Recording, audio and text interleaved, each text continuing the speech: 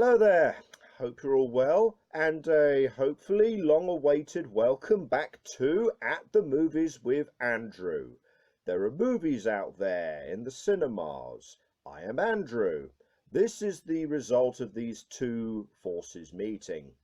And I should start off with an apology. I'm very sorry if you've been waiting a long time for this video, but I think I've mentioned the builders next door before.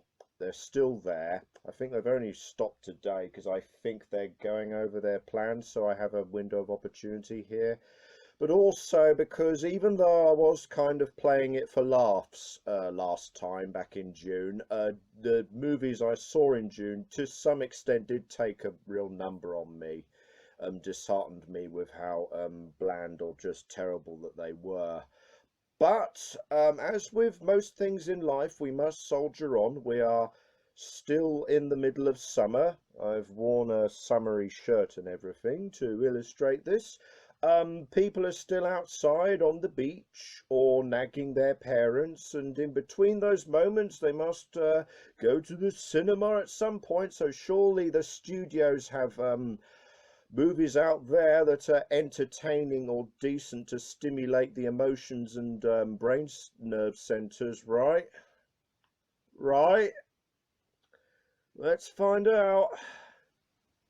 So, for my first movie in July, never mind all these mindless studio blockbusters, what original, challenging material did I go and see to hopefully cheer me up? Men in Black International.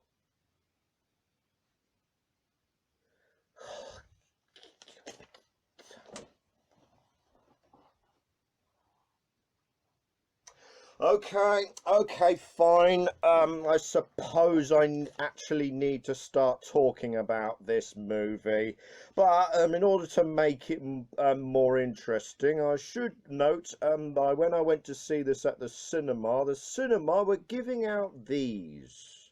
I don't know if you can see the logo there clearly, but yeah, proper Men in Black shades. So hey, why not? It'll add a bit of zest and colour to it, which is more than this movie did, but I'm getting ahead of myself. So, Men in Black International, directed by F. Gary Gray and starring Chris Hemsworth and Tessa Thompson, aka Thor and Valkyrie from Thor Ragnarok. This is the fourth entry in the series and a soft reboot, so to speak. So I'm sure you know the drill.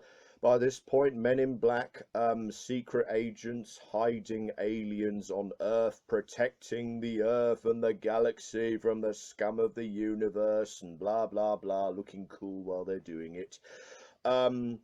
Tessa Thompson plays Molly, who, as a young girl, hid a cute and cuddly but dangerous blue furry alien in her bedroom. Then one night, the Men in Black came to her house looking for the alien, couldn't find it. The parents said that they didn't know anything. Their daughter was upstairs sleeping in her bedroom, and they never thought to actually check up on this. They just took their word for it. So apparently they're not as thorough and secretive as we were led to believe. But they neuralized mind wiped the parents, and only Molly remembers. So years later, she'd spent the rest of her years tracking down these secret people and wanting to find out about this secret agent society.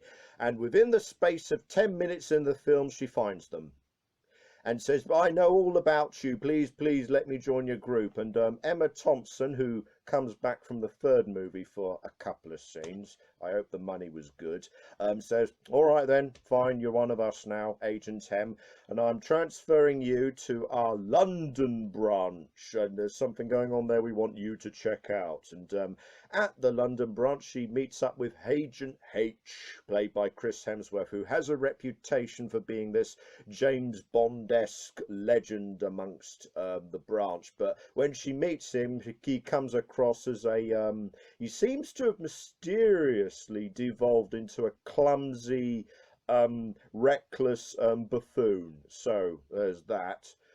Oh, also aliens.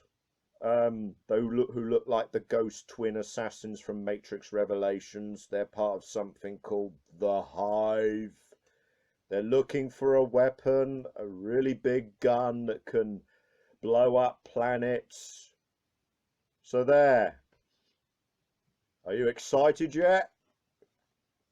So the original, yes, I am yeah, old enough to remember the first one coming out in 1996, and there's something that needs to be said that you young people out there won't be able to appreciate is how much of a big deal this was back in 1996, how much of a well-received and intelligent and well-made movie the first movie was. It might come across as just fine watching it back now, but this was the 90s. This was an age where everything was Roland Emmerich or Michael Bay or Batman and Robin. This was a movie that was smart, witty, and action-packed at the same time. Do believe me, this was a big deal. This was unheard of back in the mid-90s. So the Men in Black was distinctive. Yes, at its heart it was a mismatched buddy cop movie, but it played it really well. Tommy Lee Jones and Will Smith were great together, and Will Smith was very good as our access point. We truly did enter this world of aliens in our midst through him. And the creature effects were amazing for 1996, and it had mind-bending concepts like a galaxy being small enough to fit on a cat belt. So yeah, in anticipation for this movie, I came across a review on comicbookresources.com. I want to get that correct, who described the original Men in Black as the Ghostbusters of the 90s, and I thought, well done, sir. Well, wow, I could not have put that any better myself. So yeah, Men in Black 2 was your typical, that was popular, so we have to rush out a sequel a couple of years later and do something that undoes the ending of the original and have dialogue. Even though it was a comedy, it is dialogue that's saying, we're doing the same thing again. So that was a bit disappointing. I've never seen Men in Black 3, so I can't comment on it, but now many years later we have a soft reboot of a profitable name franchise. We can't get Tommy Lee Jones and Will Smith to come back. We can have them appear in a painting for like 5 seconds, and that's your cameo right there. That's your reference to the original. But who can we get to star in this now? What was a movie that was really popular recently? Thor Ragnarok. Yeah, the Chris Hemsworth, Tessa Thompson, worked really well together. So let's get Thor and Valkyrie in this.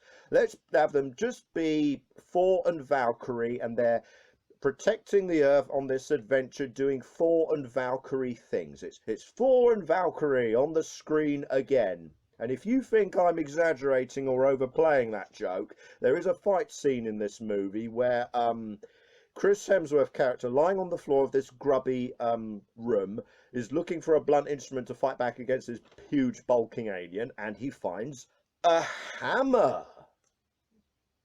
Wow.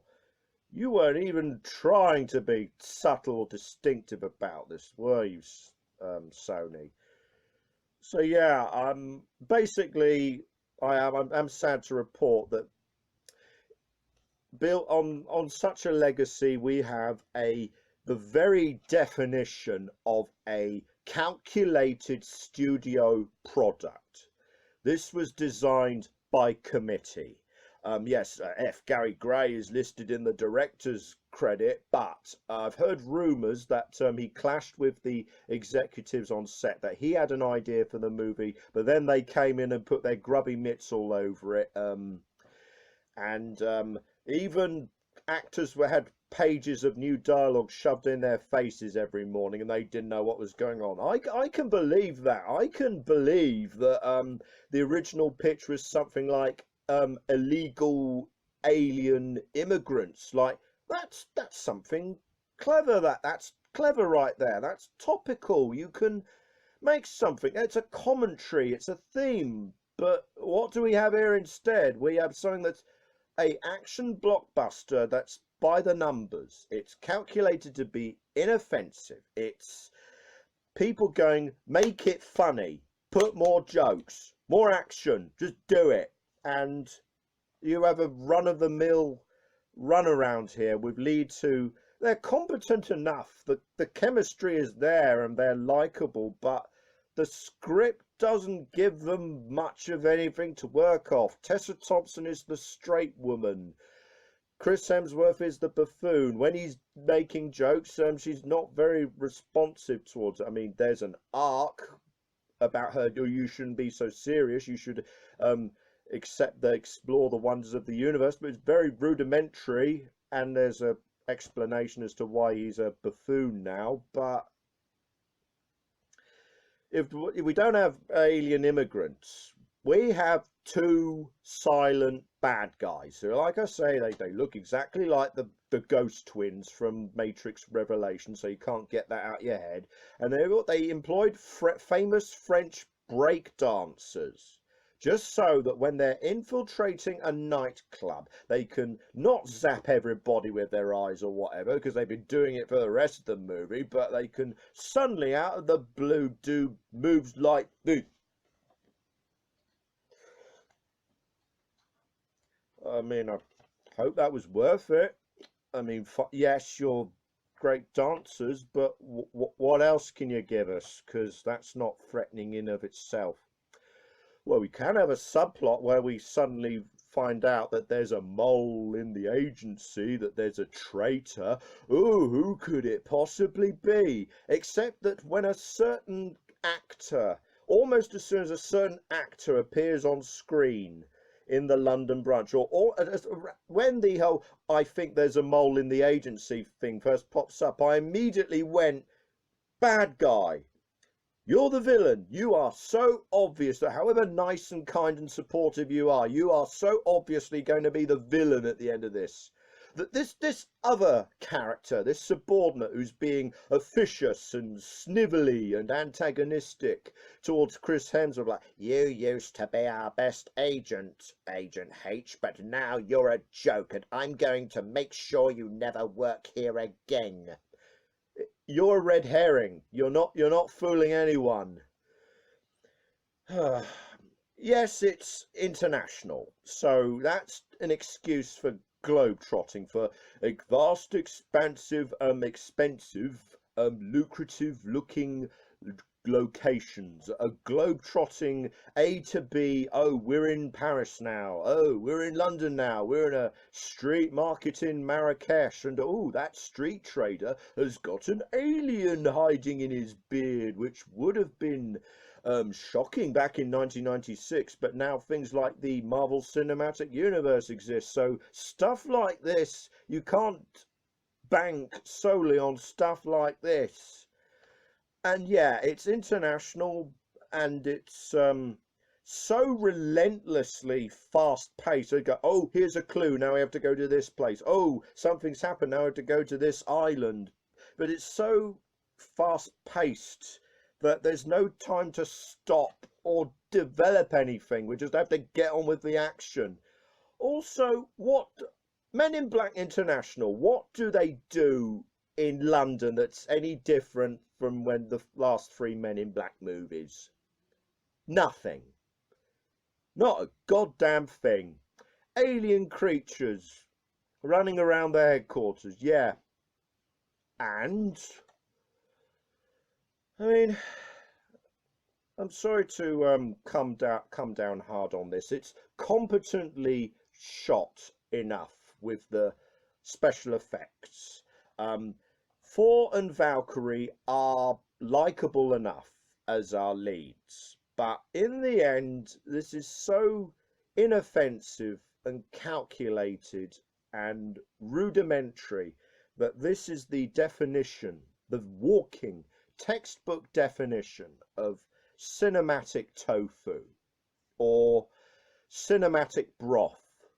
You can't even call it cinematic soup. Soup contains something.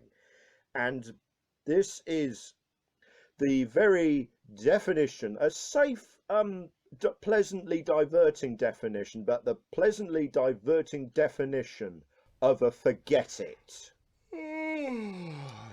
I'm joking around here, but I do feel like I was neuralized, mind wiped watching this movie. A bunch of images and sounds appeared on the screen for an hour and a half.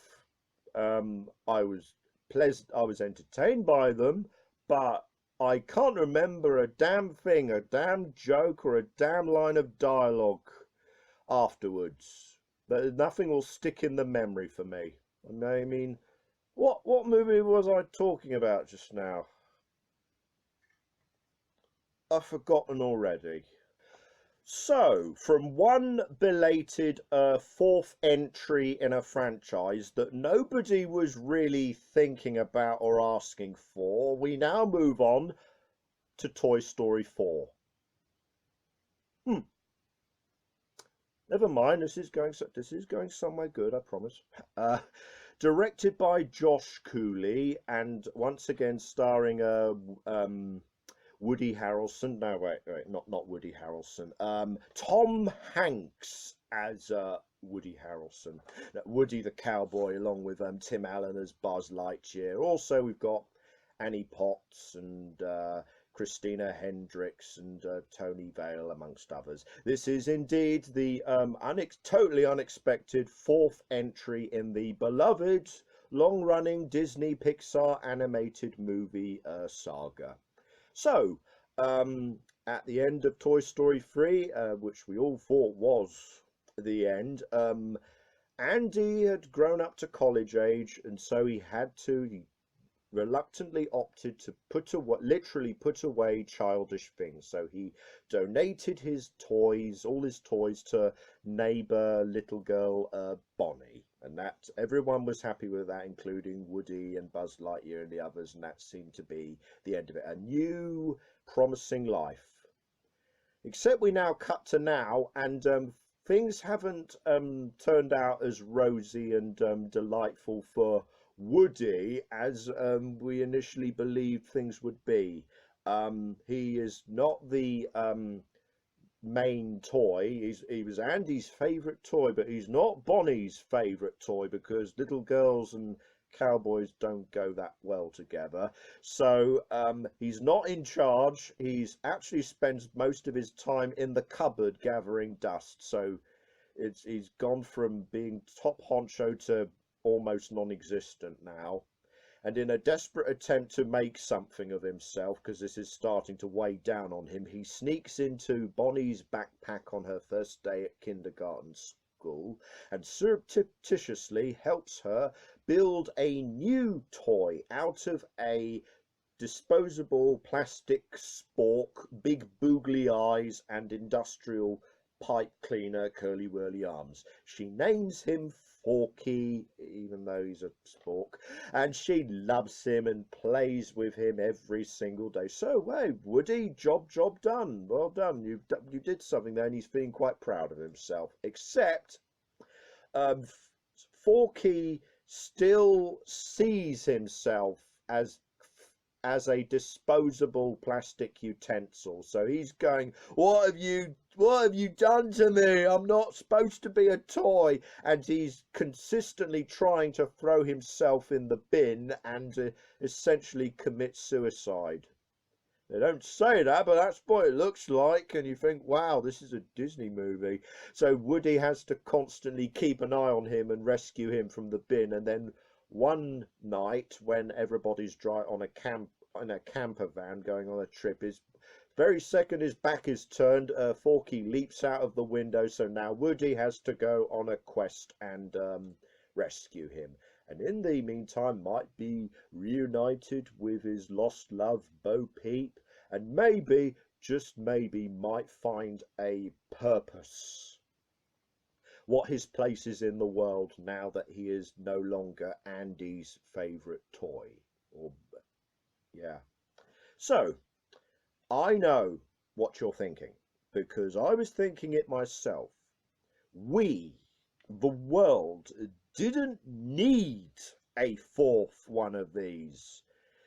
This was a perfect trilogy. It was all wrapped, three brilliant movies, and it had the perfect, poignant, but satisfying ending.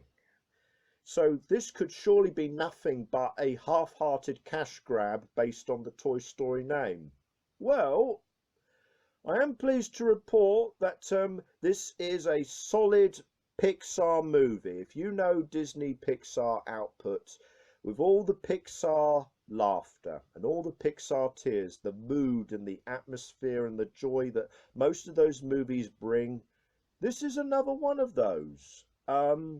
It's not quite as clean cut as that, but I'll try and get into that. Much to my surprise, there is an actual story to be told here. It's not a half-hearted cash grab.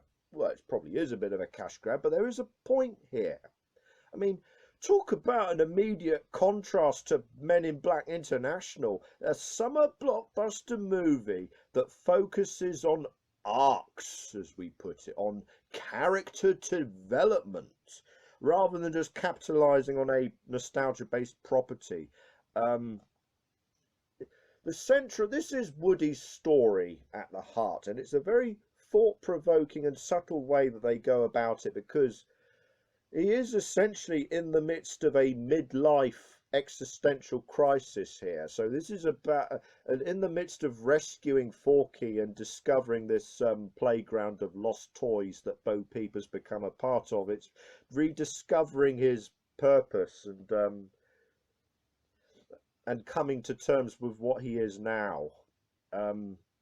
So at its heart, it's about midlife crisis. It's about not just Woody but other characters. It's about rejection and abandonment, which we got to once or twice in other Toy Story movies. I'm thinking of Jessie in Toy Story 2 here, for example. But this is certainly a movie, when it comes to Woody, and especially when it comes to the villain.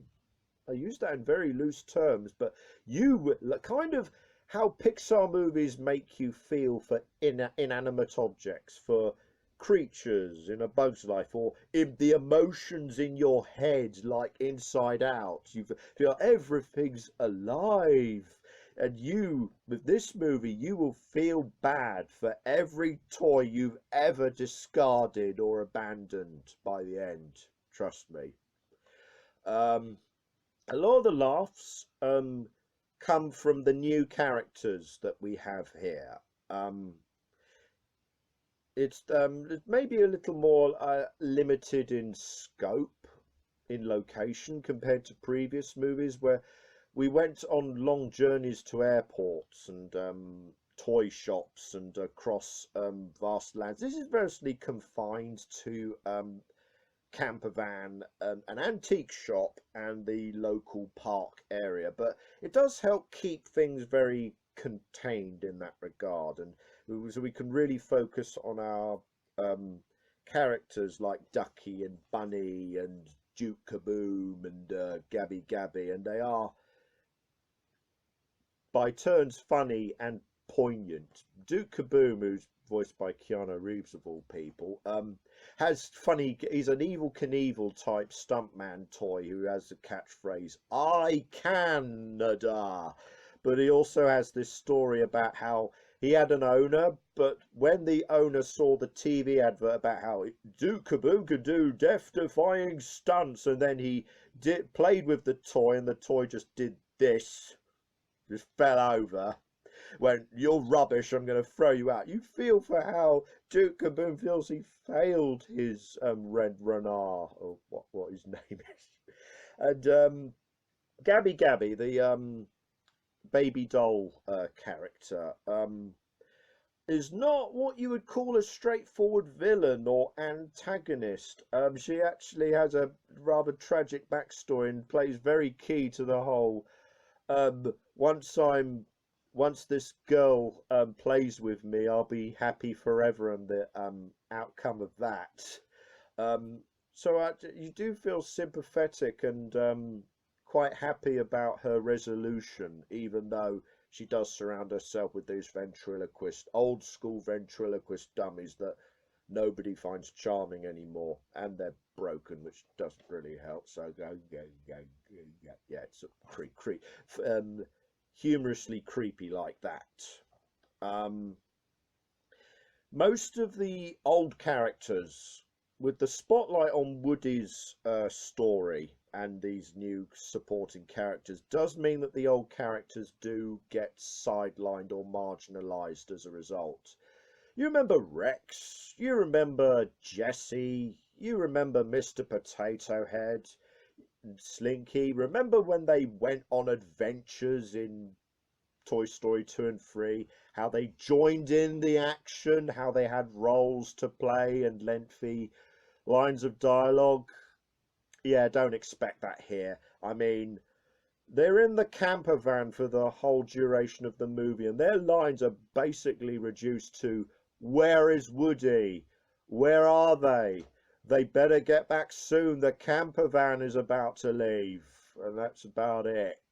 I mean, Buzz Lightyear, but Buzz plays a role here, but I have to say, I think he dropped several IQ points in between movies, because his big recurring joke they keep playing throughout the film is that Woody says something about, "I always listen to my conscience."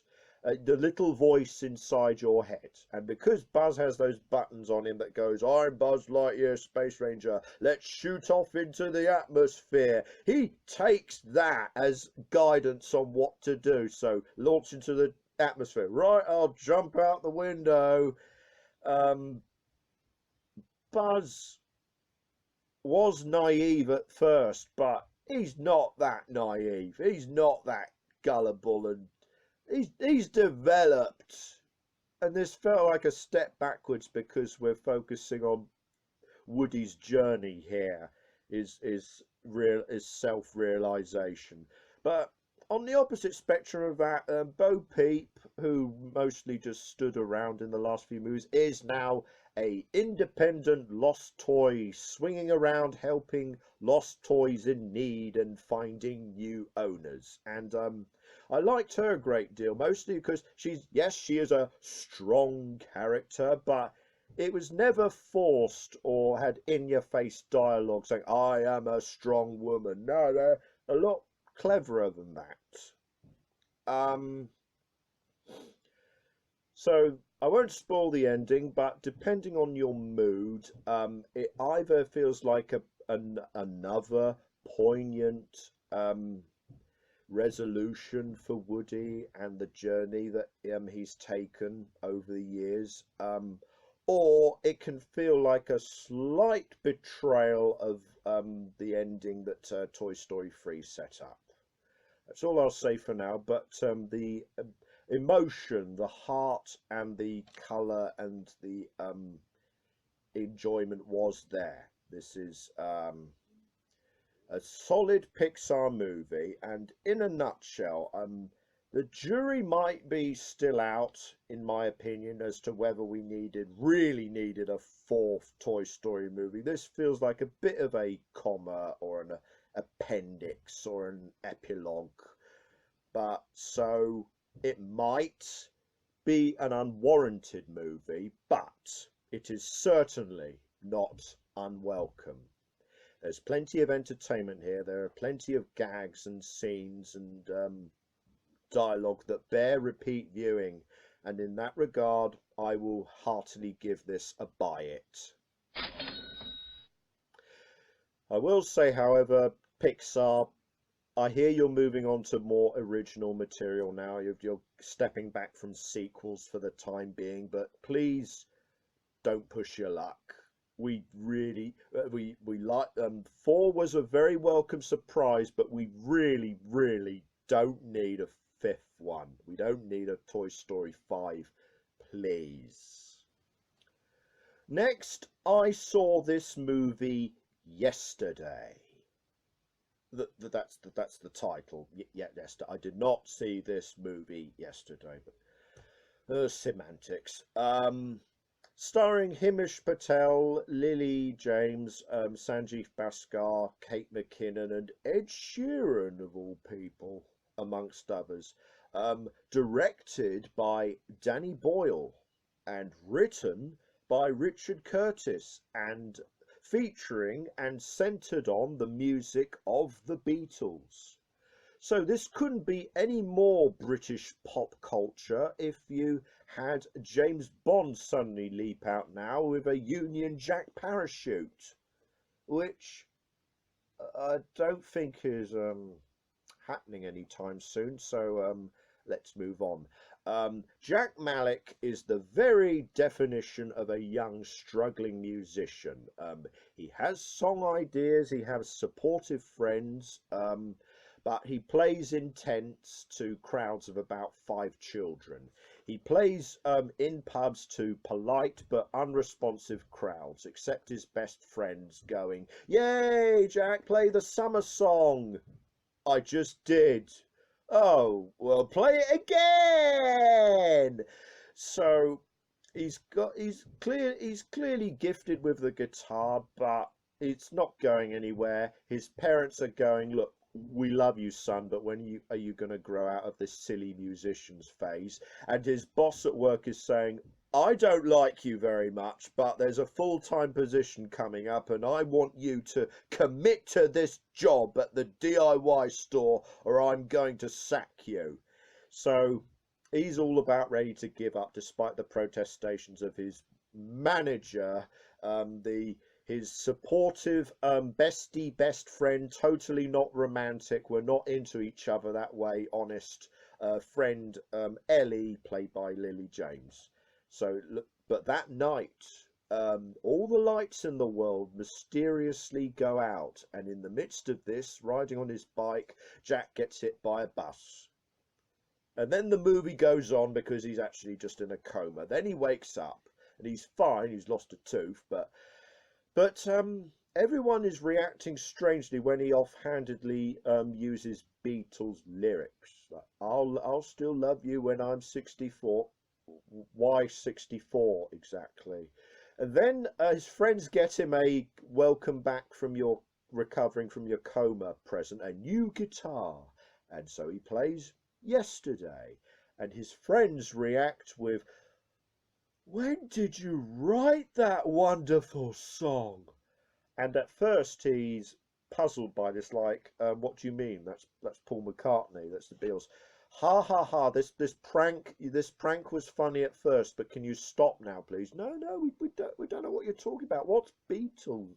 And then he gets home and searches his record collection and the internet to discover that the Beatles have indeed been wiped from the memory, from the very existence of this world, of the world. How? It's magic. We don't have to explain it. But from this comes a realization that he's the only one who remembers the lyrics to the Beatles. So he's now suddenly in a position to be the greatest musician that ever lived and actually make something out of his aspirations. Only catch is that those aren't your songs. You're plagiarizing. So how will he cope with the awful knowledge that he's plagiarizing the greatest band in the world, even if that band no longer exists? How will he deal with the pressures of fame and fortune and money and blah, blah, blah? But more importantly, how will he react to Ellie, his bestie, best friend, we're totally not romantically into each other, friend, suddenly confessing to him that her true feelings for him? So, warning right off the bat, if you're going into this expecting a speculative piece of science fiction, a parallel universe story that takes full advantage of this concept in a thought-provoking science fiction way, then don't. They do touch upon it. What they occasionally skirt with the idea of what would, with this premise, what would the Beatles music mean if it were released today? How would people react to the Beatles music now in the 21st century. Like, for example, there is a scene in a conference room with a focus test group, like Sergeant ideas for an album title, Sergeant Pepper's Lonely Hearts Club Band. I don't know what that is. White album. You do know that we might have that might have negative connotations with a particular demographic that we're targeting towards, Jack. So that's kind of funny, and as well as without spoiling it, there is a recurring joke that the Beatles aren't the only thing that got erased from the world. I won't say what specifically, but they don't kind of like the whole Beatles music concept. They don't. It's not constant. They don't force it. It crops up by surprise, and then it provokes a chuckle of this thing. They don't know what Jack's talking about when he suddenly mentions this thing that we take for granted. But apart from that, and certainly in the second half of this movie, this premise, a world without the Beatles, really just becomes window dressing for what is ultimately a good old-fashioned Richard Curtis rom-com, romantic comedy. If you've ever seen Four Weddings and a Funeral, if you've ever seen Notting Hill, or even latter day examples like About Time and Love Actually, then you know pretty much what you're getting into here. All the tropes and the character archetypes are present. You have the upper middle class picture postcard English setting or milieu, which makes these movies popular to foreign audiences, because it's an idealized view of what England is like.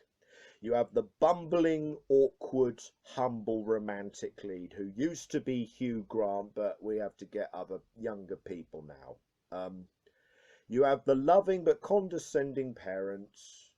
I would say of a mostly white upper middle class setting, but to Richard Curtis's credit, you have Himish Patel in here. You have a slightly more diverse group of people here, probably by virtue of the 21st century, or just being based in London. So points for progress there, I suppose. And probably my favourite trope, the straight talking friend or flatmate.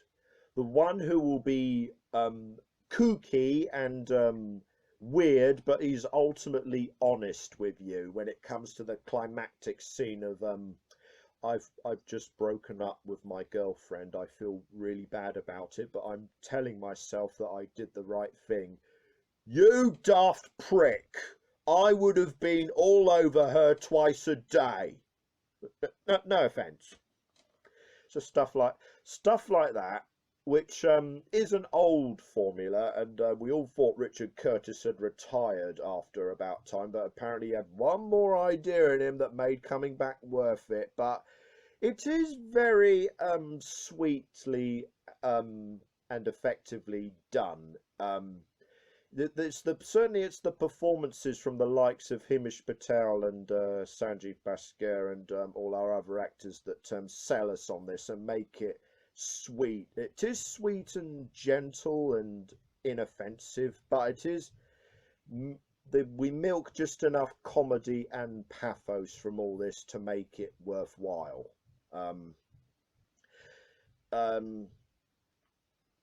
Ed Sheeran is competent enough.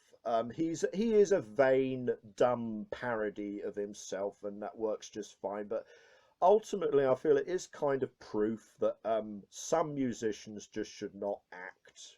Although he does have a good joke about nobody's called Jude anymore. Nobody will get it.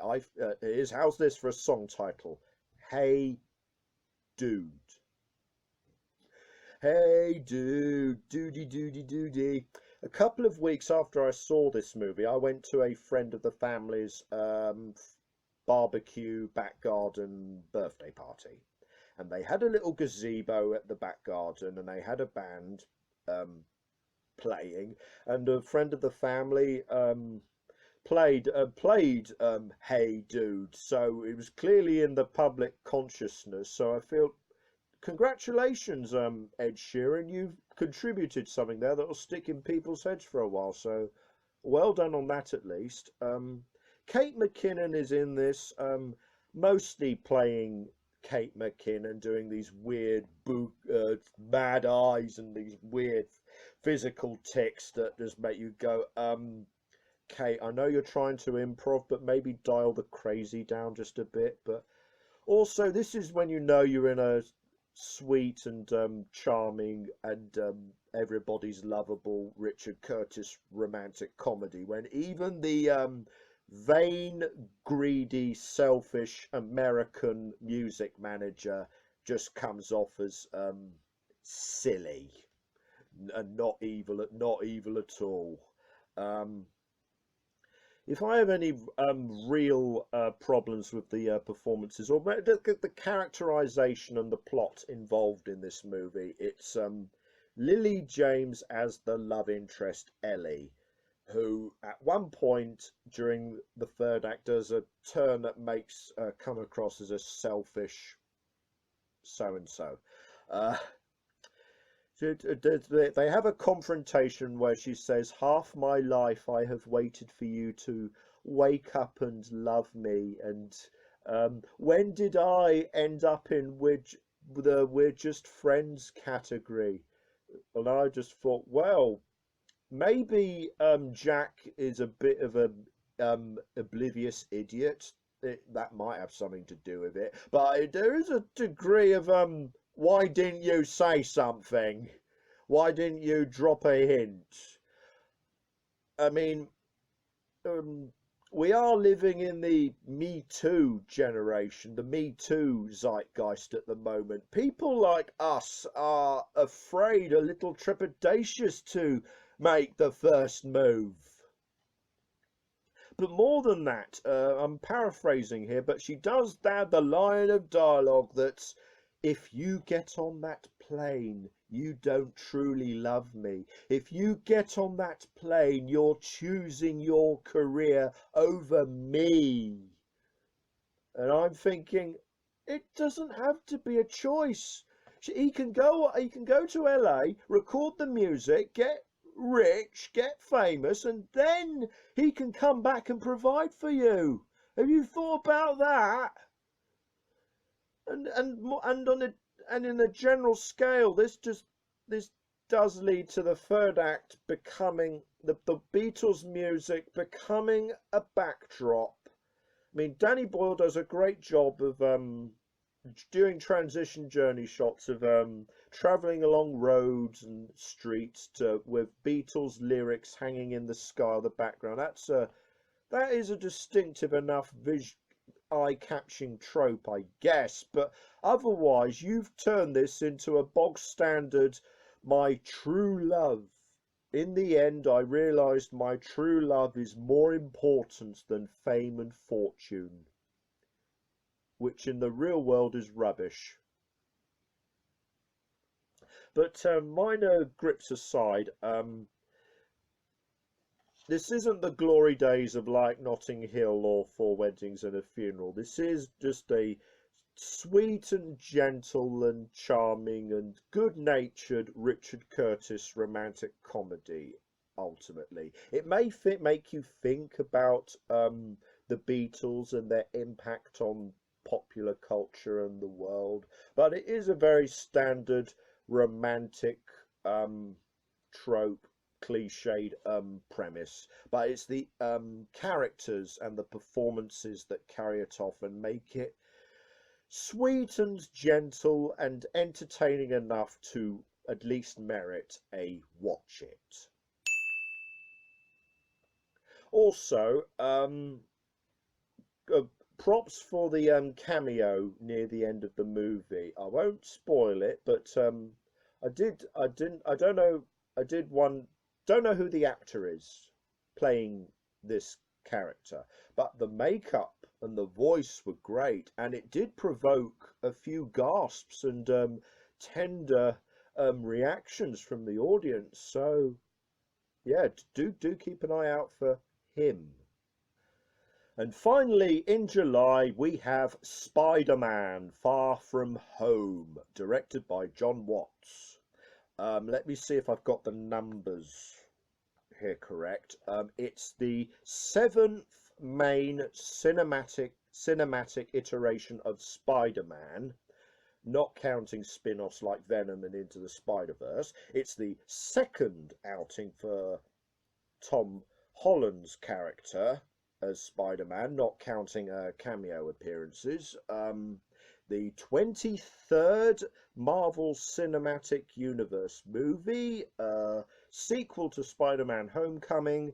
Oh, and it's the end of Phase 3 of said universe. So for those of you walking out the cinema at the end of Avengers Endgame, hold your horses, don't go out that door. Get back in the cinema seats right now. We've still got an epilogue or slash coda to get through, so don't go away just yet. So for apologies to those 2% of you on the planet who haven't seen Avengers Endgame by now, but to spoil that, Tony Stark is dead. He has ceased to be. He's expired and gone to meet his maker, and I'll cut off that joke right now. So because of this and other repercussions from the snap, as they call it, and the subsequent 5 years later blip that restored the status quo, Spider-Man is getting back to his daily life of high school shenanigans, as well as saving the day, swinging around, saving people, but he is constantly fielding questions from press and the public saying, so are you, Spider-Man, are you going to be the next Iron Man? Or are you going to be leading the Avengers now? And Peter Parker's thinking, I don't want to deal with any of this. I've been dead for 5 years. I've just come back. I just want to go on this European school trip with my friends. I want to have a pleasant time in Venice and Paris and wherever, and more, I want to tell MJ how I feel about her. Just that. It wouldn't be much of a movie if it was just that, and unfortunately Nick Fury has other ideas. These elemental beasts have appeared out of nowhere, along with their nemesis, Quentin Beck, a warrior from another Earth, another universe, and he's fighting these monsters across the world, and we desperately need your help, Spider-Man. Not because you're talented or anything, but every other Avenger and superhero is either dead, off planet, or unavailable, so you're all we've got. So, how will Spider-Man deal with these monsters and this charming Mr. Beck, aka Mysterio? And more importantly, will he work up the courage to tell MJ how he feels about her? So yeah, the strength of this new Marvel Cinematic Universe iteration of Spider-Man, or what one or two people might consider a weakness, but don't expect, like Homecoming, don't expect any lengthy standard Peter Parker angst about Uncle Ben or anything. That was absent in Homecoming and it's not here. Some moral and dilemma for Peter Parker is in here, don't get me wrong, but this at its heart, this is a light and breezy comedy. It's more akin to, remember when Ant-Man and the Wasp came out this time last year, and that felt like light relief, and it was calculated and positioned in the Marvel movie timeline to be light relief after all the horror and heavy drama of Avengers Endgame. Yeah, this is what it is, and it does it well. I'd say on average it's split 50-50 between your zippy, dynamic, action-packed Spider-Man superhero stuff, and also a great deal of attention is given to the teen romance high school angle as Peter and his friends go on this field trip. and with the likes of Tom Holland and Zendaya as part of it, it helped make the main characters feel natural and engaging. Um, this is a very tightly focused plot. In the end, there are no loose threads. Everything feels dynamic and engaging. Uh, Particularly the chemistry between Tom Holland, Spider-Man, and Jake Gyllenhaal, it, good old Nightcrawler himself as Mysterio.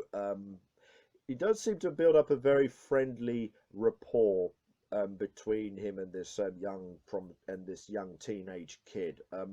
There was a point at the beginning of the movie when we're introduced to Mysterio and he explains his backstory, like the elementals ravaged my world. I was the only one that was left. We were delaying the inevitable. Now I have to stop them from destroying your world. It did seem like a very dry and a disinterested performance from Mr. Gyllenhaal, but later on, without going into specifics, you sort of realise that this was probably deliberate, that this was build up to what we find out about Quentin Beck, which again I won't spoil, but if you know your comics, you can probably second guess it. That's another thing I'll say. There are twists in this movie, and I personally did see one or two twists coming, but the way that they're portrayed and delivered by Peter Parker and Nick Fury and Peter's friends et al., it made them enjoyable regardless. And this is not to denigrate the rest of the movie, but arguably the most shocking and engaging twists in the movie. The best twists that come out of nowhere are the mid-credit scenes. I can report that there are no silly jokes that make you feel like you've wasted 10 minutes watching the end credits. They are real game changers, and they do make you think, oh wow. It does help you speculate at the end of Phase 3 what Phase 4 could be. Where can we possibly go from here? So well done in that regard. So yeah, a lot of globe hopping, but they take more advantage of the locations and the stakes than Men in Black International, in my opinion. But I will say, as a occasional Londoner, what has London ever done to the world? I know you're going to write comments down below and saying one or two topical things, and fair enough, but London has officially become the new Tokyo when it comes to global city destruction, hasn't it? Oh well. Right off the back of Avengers Endgame, this is probably not going to be remembered as one of the truly great and genre-defining moments of the Marvel Cinematic Universe. It is designed to be enjoyable summer blockbuster filler, and it does do that job very well. It's probably destined to be remembered, especially after something as groundbreaking and innovative as Spider-Man Into the Spider-Verse. This is another standard Spider-Man adventure, just another one. But I will say that it is engaging and funny and entertaining enough to at least merit a matinee type watch it. So yeah, that's it for Marvel movies until Black Widow next May. So And well, firstly, take a break, Marvel. You've certainly deserved it after the great big Infinity War Endgame blockbuster you've put us through. But Black Widow, a Black Widow adventure after she's dead. You don't think you might have missed the boat slightly? Okay. So yeah, that was July, and nothing too original or thought-provoking or timeless, perhaps. But I'm certainly in a better mood after June, and I feel like there's better material here. So I do feel better for that, and I wouldn't call it truly great or epoch making like Toy Story 2 or Toy Story 3, but as a solid piece of Pixar entertainment, I can certainly put Toy Story 4 as my recommendation of the month. And meanwhile, you've probably seen this coming, but Men in Black International, you can bin it. You can walk past it on the shelf of a shop or supermarket. You can skim past it on a streaming service, and I promise you, it will never impact your life in any way whatsoever. So anyway, that was July for At the Movies with Andrew. We come to the tail end of summer next month. I hope you'll join me for that. But in the meantime, did you enjoy these movies? Did you see any other movies in July? Do feel free to comment down below and say what you thought. But in the meantime, hope to see you next month, and in the meantime, enjoy the rest of the summer weather and take care of yourselves and each other. This is Andrew saying peace